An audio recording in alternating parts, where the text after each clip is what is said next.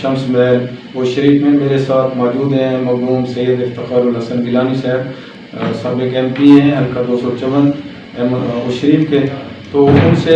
پوچھتے ہیں کہ کل کا جو فیصلہ سپریم کورٹ کی طرف سے آیا ہے آپ اس سے کتنی مطمئن ہیں اور آئندہ کے الیکشن کے لیے آپ کی کیا تیاری ہے؟ جی مرحوم صاحب السلام علیکم۔ سر بہت بڑی مہربانی، آپ نے ہمیں ٹائم دیا ہے، تو تھوڑا سا کہنے یہ بتا دیں کہ کل کا جو سپریم کورٹ کا فیصلہ آیا ہے بات یہ ہے کہ اب یہ حلقہ 254 نہیں ہے 250 ہو گیا ہے۔ سب سے پہلے تو یہ تصحیح کر لیں، یہ PP250 ہے۔ کل کا جو فیصلہ ہے وہ عدلیہ نے ایک بہت اچھا فیصلہ کیا ہے کہ قانونی طور پہ 90 دن میں الیکشن ضروری ہیں اور ہماری ہر طرح سے تیاری مکمل ہے۔ باقی الحمدللہ باقی ہونا وہی ہے، جیسے مولا علی کا قول ہے کہ جو میں چاہتا ہوں نہیں ہوتا، جو خدا چاہتا ہے ضرور ہوتا ہے۔ جو کچھ بھی ہو، میں کہتا ہوں کہ جو کچھ بھی ہو، الیکشن ہو جو بھی ہو، اللہ تعالیٰ اس ملک کی بھلائی کے لیے ہو، اس قوم کی بھلائی کے لیے ہو، عوام کی بھلائی کے لیے ہو۔ اور یہ جو مہنگائی کا سیلاب آیا ہوا ہے، اس سے اللہ تعالیٰ عوام کو اور ہمیں نجات کرے، کوئی ایسا کوئی فرشتہ بھیجے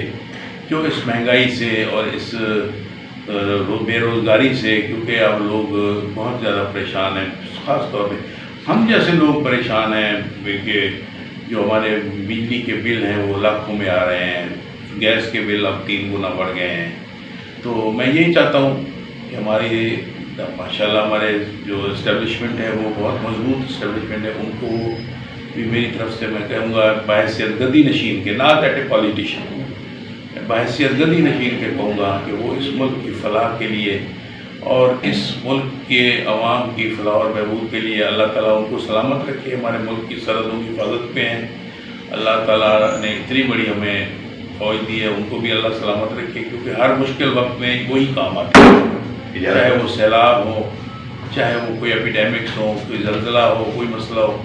تو ان کو بھی میں میری طرف سے میں میسیج دینا چاہتا ہوں کہ وہ بھی مہربانی کریں اور کوشش کریں کہ اس ملک کی اصلاح ہو جائے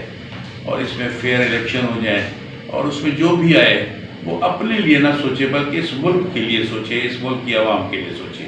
میرا تو یہی ایک پیغام ہے